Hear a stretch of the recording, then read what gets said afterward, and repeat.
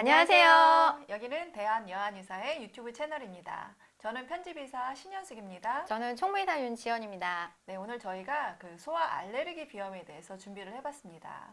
우선 비염이라고 하면 말 그대로 코에 생긴 염증을 말하는데요. 알레르기 비염은 코의 염증이 알레르기에 의해서 유발됐다 이렇게 생각하시면 됩니다. 우선 코 속 점막이 알레르기 반응을 일으키는 것이라서 주된 증상이 재채기가 계속되고 맑은 콧물이 흐르고 코가 막혀서 입으로 숨을 쉬는 경우가 많습니다. 특히 눈과 코가 가려운 증상이 동반이 되어서 자꾸 비비는 경우가 많은데요. 심한 경우에는 귀 속이나 입 천장까지 가렵다고 하는 경우가 있습니다.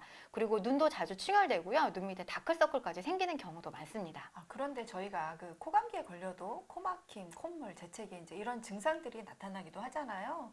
그러면 이런 코감기랑 그 알레르기 비염은 어떻게 구분할 수 있을까요? 네, 말씀하신 것처럼 코감기에 걸려도 비슷한 증상이 나타나게 되는데요. 그래서 헷갈리신다고 하시는 경우도 많습니다. 우선 감기 걸렸을 때 으슬으슬하면서 열도 좀 오르는 것 같고 머리도 띵하고 몸 찌뿌둥 하셨던 기억 있으시죠? 코감기에 걸리게 되면 이런 증상이 같이 나타나게 되고요. 처음에는 맑은 콧물이 흐르지만 점차 찐득거린 누런색 콧물로 변하게 되는데 이런 증상이 대개 일주일 이내 호전되는 경우가 많습니다. 반대로 알레르기 비염은 말씀드린 감기 초기 증상은 나타나지 않고요. 당연히 감기약을 먹어도 호전이 되지 않습니다. 제일 중요한 건 증상이 없다가도 찬 공기나 먼지 같은 유발인자에 의해서 갑자기 증상이 나타나는 것이 구별점이라고 할 수 있습니다. 네, 그게 그 코감기랑 그 네. 알레르기 비염의 구별점이군요. 그러면 이런 그 알레르기 비염의 원인은 어떤 것이 있을까요? 네, 알레르기 비염의 원인은 단순하지 않아서요. 환경적인 요인과 유전적인 요인이 같이 작용한다고 보시면 되는데요. 다시 설명드리면 유전적으로 알레르기 체질이 있는 아이에게 진먼지 진드기나 꽃가루와 같은 알레르기 유발 물질이 알레르기 과민 반응을 일으킨 거다. 이렇게 생각하시면 되는데요. 알레르기 유발 물질이 황사나 꽃가루 같은 것이어서 봄과 같은 특정 계절에만 나타나는 경우를 저희가 계절성 알레르기 비염이라고 하고요.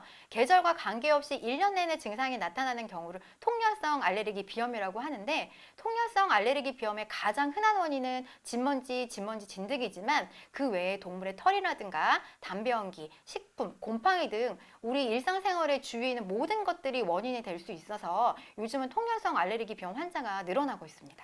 근데 실제 저희 그 가정생활에서 보면 막 그 청소도 열심히 하시고 네네. 애완동물도 키우지 않으시고 그다음에 뭐 아버님이 금연 안 하시는 경우에는 이런 유발인자에 노출될 확률이 굉장히 낮은 것 같거든요. 네네. 그럼에도 불구하고 이런 알레르기 비염 증상이 있는 아이들도 꽤 많은 것 같아요. 네네네. 이런 건 또 어떤 이유일까요? 네, 그리고 비슷한 환경에서 생활을 하더라도 유난히 비염 증상이 심해지는 경우가 있거든요. 이 두 가지 모두 다 알레르기 유발 물질에 반응하는 우리 몸의 저항력, 면역력이 중요하다는 것을 나타내는 건데요. 예를 들어서 스트레스나 불규칙한 생활, 과로나 잦은 감기 등으로 면역력이 약해진 상황이 되면 비염 증상이 심하게 되는 것이죠. 그래서 면역력을 약화시키는 요인도 비염의 주된 원인이 될 수 있습니다. 네, 그러면 그 알레르기 비염은 어떤 이제 외부 인자, 네. 그다음에 이런 그 증상을 드러나게 하는 그 약화된 면역력인 내부 인자 이렇게 네네네. 두 가지로 설명을 해주시는 것 같아요. 네네.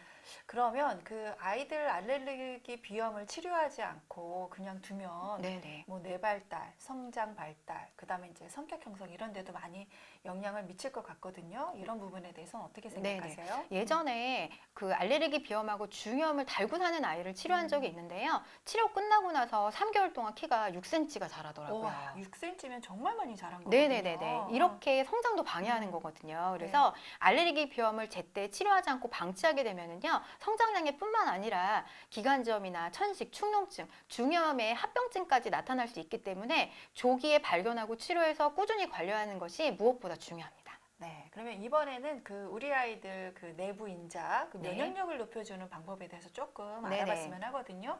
엄마들이 도와줄 수 있는 방법이 바로 음식을 통해서 도와줄 수 네네. 있을 것 같아요. 어떤 음식들이 있을까요? 네, 한마디로 단순하게 설명드리면 면역력 높여주는 음식은 좋은 음식이고요. 면역력 떨어뜨리는 음식은 나쁜 음식이다 생각하시면 되는데요.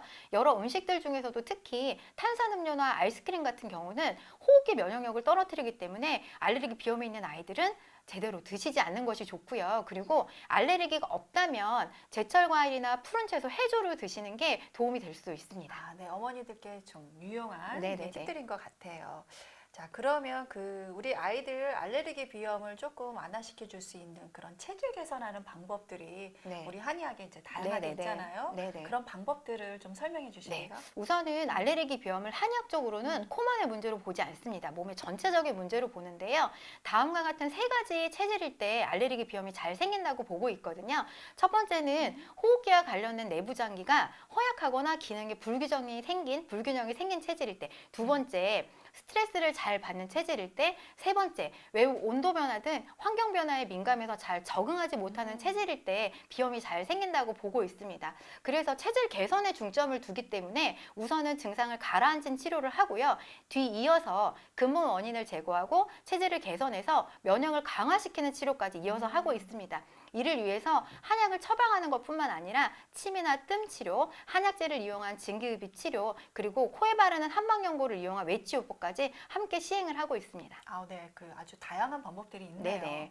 그러면 이런 한의학적인 관리법을 통해서 우리 아이가 체질이 개선되었잖아요. 네네. 그러면 이렇게 개선된 체질을 이렇게 유지할 수 있는 집에서 엄마가 조금 손쉽게 할 수 있는 그런 한의학적 관리법들이 좀 있을까요? 네. 코에 해주는 마사지법이 있는데요. 코 마사지법이요? 네네. 네. 동의보감에서 코 수양법이라고 얘기를 합니다. 코 수양법. 네, 한번 같이 따라해 보실까요? 아, 네, 좋습니다. 우선 손바닥을 마주보게 하시고요. 네, 손바닥에 온기가 느껴지도록 네. 이렇게 부드럽게 비벼주세요. 비빌까요? 네. 온기가 느껴지시면 세 번째 손가락을 양쪽 네. 콧망울 주변에 대시고요. 네. 네, 20회에서 30회 정도 이렇게 부드럽게 문질러 주시면 됩니다. 아, 여기는 저희가 영양혈이라고 하잖아요. 네. 한의학에서 영양혈이라고 양쪽 콧망울을 부르는데요. 코 질환에 많이 응용되고 있는 혈입니다. 네. 비염 있을 때 영양혈의 장침을 이렇게 찌르면 코가 뻥 뚫리고 너무 좋아졌다고 이렇게 말씀하시는 드라마틱한 혈자리잖아요. 네, 그렇죠? 어른들은 침을 맞지만 아이들은 네. 침 맞기가 조금 힘들거든요. 그래서 이렇게 코 마사지를 수시로 해주시면 좋은데요. 이렇게 코 마사지를 수시로 해주시면 코 주변의 기혈 순환이 좋아져서 비염 증상이 빨리 좋아질 수 있습니다. 네, 아이들 잘 때 이렇게 눕혀놓고 코 마사지 해주면 아이들이 너무 좋아할 것 같아요. 네네. 진료실에서 설명해주면 아이들도 곧잘 따라하는데요. 특히 코 예뻐진다고 하면 더 열심히 합니다.